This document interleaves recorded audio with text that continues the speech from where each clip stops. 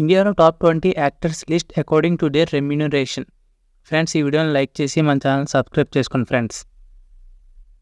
ఇందులో టాప్ 20 సూర్య గారు ఉన్నారు. ఈయన యావరేజ్గా 35 to 70 crores తీసుకుంటారు ఒక మూవీకి.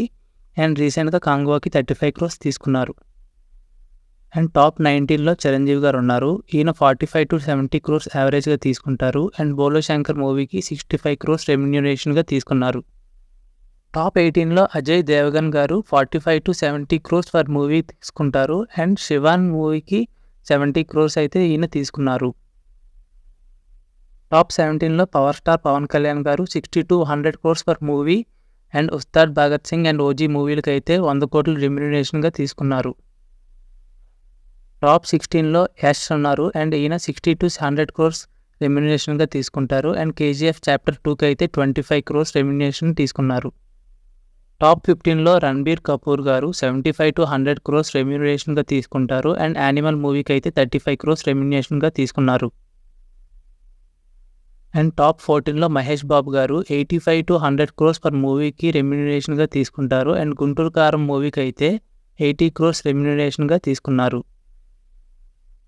టాప్ 13 అయితే రుతిక్ రోషన్. ఈయన 85 to 100 crores రెమ్యూనరేషన్గా తీసుకుంటారు. అండ్ ఇటీవల రిలీజ్ అవుతున్న ఫైటర్ మూవీకి 85 crores రెమ్యూనరేషన్గా తీసుకున్నారు.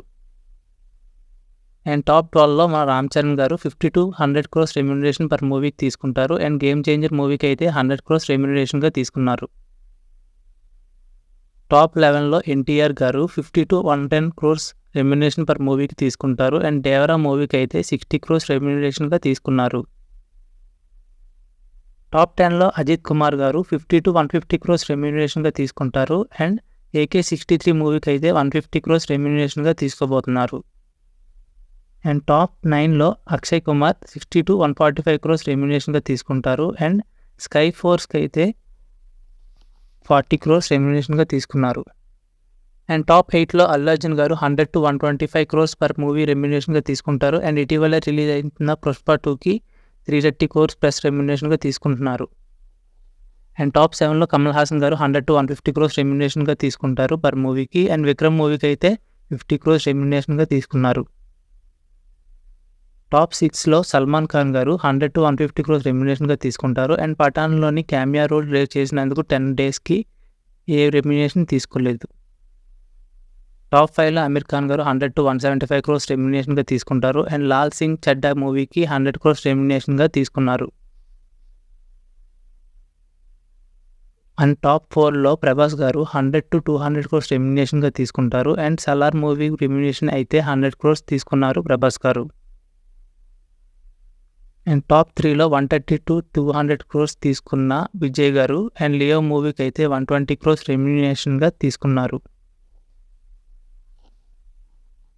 అండ్ టాప్ 2లో రజనీకాంత్ గారు 150 to 210 crores రెమ్యూనరేషన్గా తీసుకుంటారు. అండ్ జైలర్ మూవీకి అయితే రజనీకాంత్ గారు 210 crores రెమ్యూనరేషన్గా తీసుకున్నారు.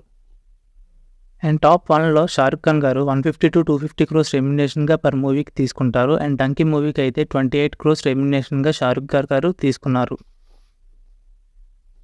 ఫ్రెండ్స్, ఈ వీడియోని లైక్ చేసి మన ఛానల్ సబ్స్క్రైబ్ చేసుకోండి ఫ్రెండ్స్. అండ్ మీకు ఈ హీరోస్ అందరిలో ఏ హీరో ఇష్టం అనేది కామెంట్ చేయండి friends. Thank you for watching.